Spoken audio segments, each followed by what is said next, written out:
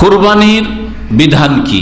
একদল বলছেন কুরবানি ওয়াজিব, আর অধিকাংশ উলামায়ে কেরামদের নিকটে কুরবানি হচ্ছে সুন্নাতে মুআক্কাদা, কুরবানি ওয়াজিব নয়। কারণ ওয়াজিব আর ফরজে কোনো পার্থক্য নেই, শুধু শব্দের পার্থক্য, অর্থের কোনো পার্থক্য নেই।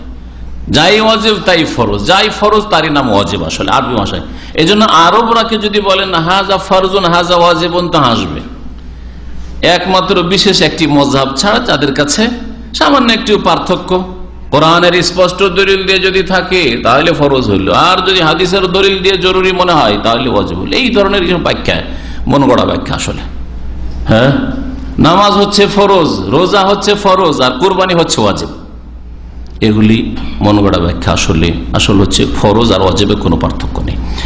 এই জন্য কুরবানি ওয়াজিবও নয়, ফরজও নয়, বরং কুরবানি হচ্ছে সুন্নাতে মুআক্কাদা। সুন্নাত শুধু নয়, সুন্নাতে মুআক্কাদা। সুন্নাতে মুআক্কাদা কাকে বলে? সুন্নাতে মুআক্কাদা মানে এমন নবী করিম সাল্লাল্লাহু আলাইহি ওয়াসাল্লামের আদর্শ যেগুলি করেছেন এবং করার জন্য তাকিদ করেছেন। মুআক্কাদা ইসিম মাফউলের সিগা, মানে যার তাকিদ করা হয়েছে। সোজা কথা, সব সহজ ভাষা। নবী করিম সাল্লাল্লাহু আলাইহি ওয়াসাল্লাম দিন রাতে 12 রাকাত সুন্নাত পড়েছেন, কিন্তু তাকিদ করেননি, ফজিলত বর্ণনা করেছেন। যদি এই 12 রাকাতের হেফাজত করো তাহলে জান্নাতে স্পেশাল ঘর পাবে, কিন্তু 12 রাকাত পড়ো এ কথা বলেননি। তাহলে সুন্নাতে মুআক্কাদা না, এই পরিভাষাটি ভুল আমাদের দেশে। 12 রাকাত সুন্নাতে মুআক্কাদা না, তবে ফজরের নামাজ, ফজরের সুন্নাত, বেতরের সুন্নাত সুন্নাতে মুআক্কাদা।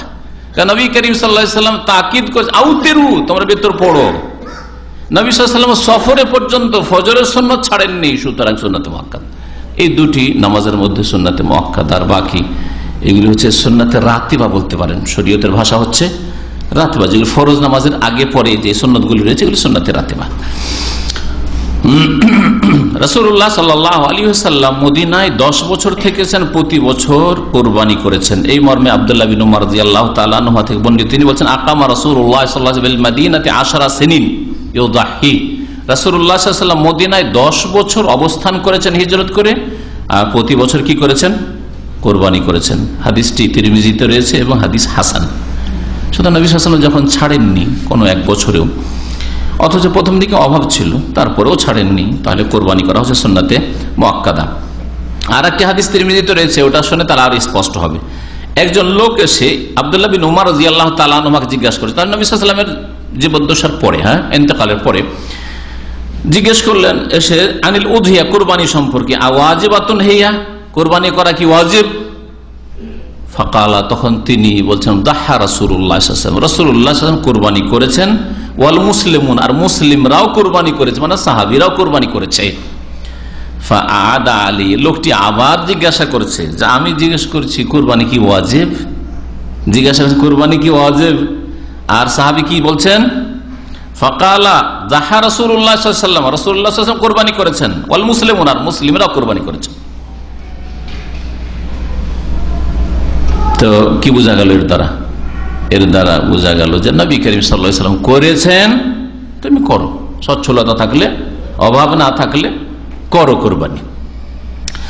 আর কোরবানি ওয়াজিব না, কোরবানি ওয়াজিব নয়। ওয়াজিব যদি হইতো তাহলে বলতেন, ওয়াজিব যদি হইতো তাহলে বলতেন, কিন্তু নবী করিম সাল্লাল্লাহু আলাইহি ওয়াসাল্লাম কোরবানি করেছেন। ওয়াজিব নয় বলবো সেই জন্য তুমি ছেড়ে দেবে, যেমন আজকালকার মুসলমানরা অধিকাংশ, যেখানে সুন্নাত বলেন দিল হালকা করে, না সুন্নাত বললে হালকা হয়ে গেল, না, এরকম না।